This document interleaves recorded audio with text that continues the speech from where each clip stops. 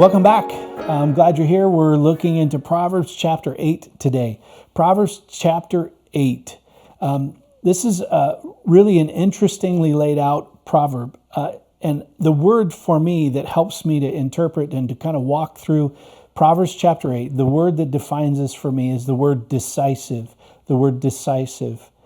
I want to ask you, how are you at making decisions? Are you really good decision maker?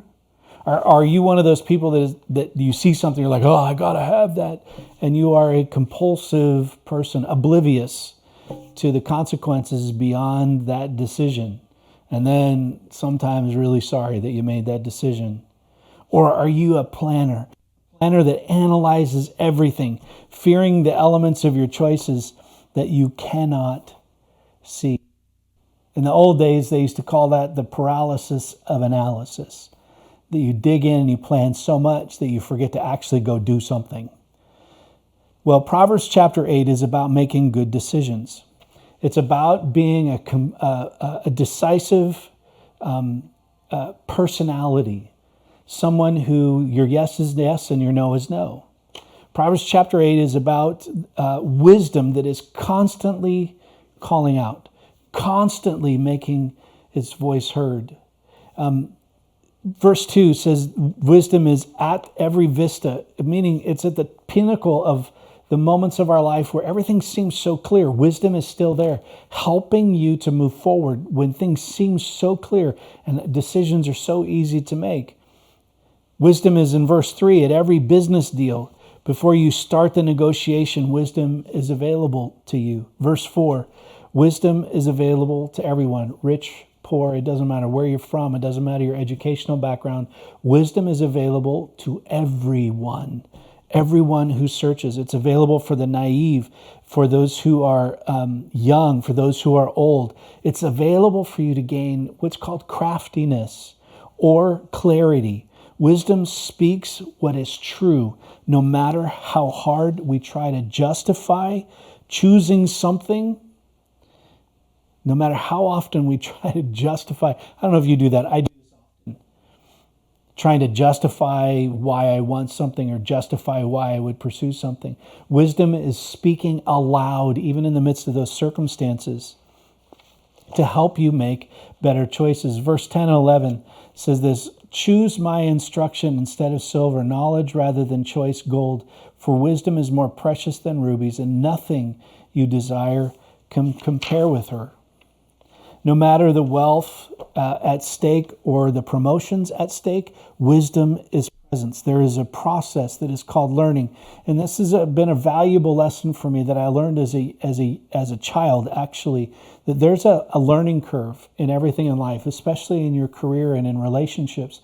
There's a learning curve. Most of us don't like to be on the learning curve. Most of us like to be on the action curve, which means we've already think we've learned everything we need to know and we're out there doing it.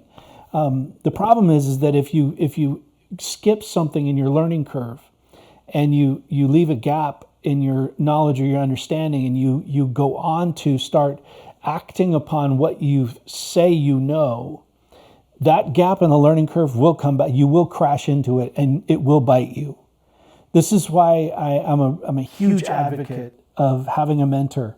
I have a couple of mentors in my life, people who make sure that I bounce everything off of them that is an important decision. Why? Because I want to make sure that if there is a gap in my learning curve, that I don't crash into it, that I'm aware of it, that I can make up what I don't know and then move on. Great decisions are made when they're submitted to biblical wisdom. This is decisions in relationships, in parenting, in business, in finances, in ministry. Verse 17 says, I love those who love me, and those who seek me will find me. This is a statement about wisdom. And this is where Proverbs chapter 8 gets really personal.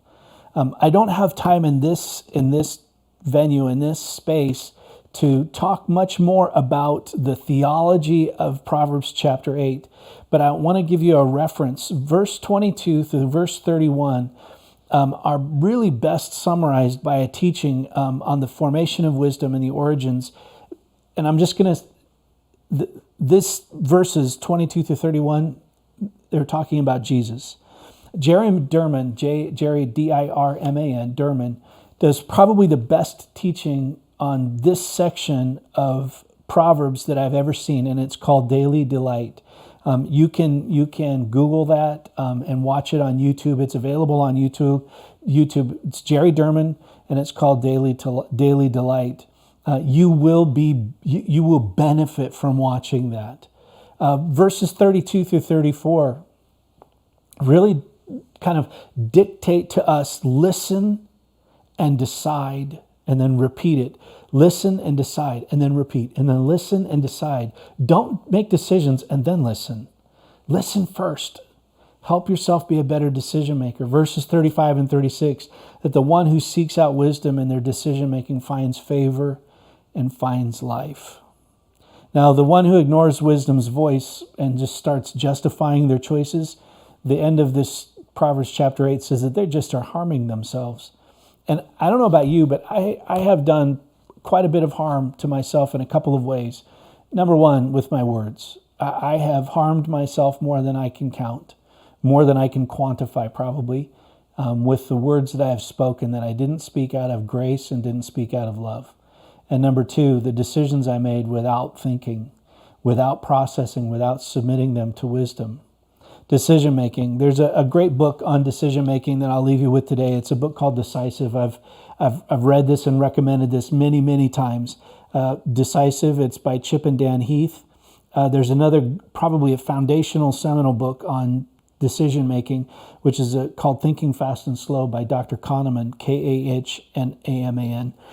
They are great books to help you to make better decisions. Now, if you are a person who's afraid of making decisions, it's just you live your life and you wait till the very last second to have to make a decision, and then you make a quick decision, and sometimes you just continue to make the same choices over and over that are destructive in your life, I would encourage you to get a hold of these two books and spend some time in Proverbs chapter 8, learning how to submit your choices to wisdom, learning how to be decisive, how to quickly be decisive, how to take your time in being decisive.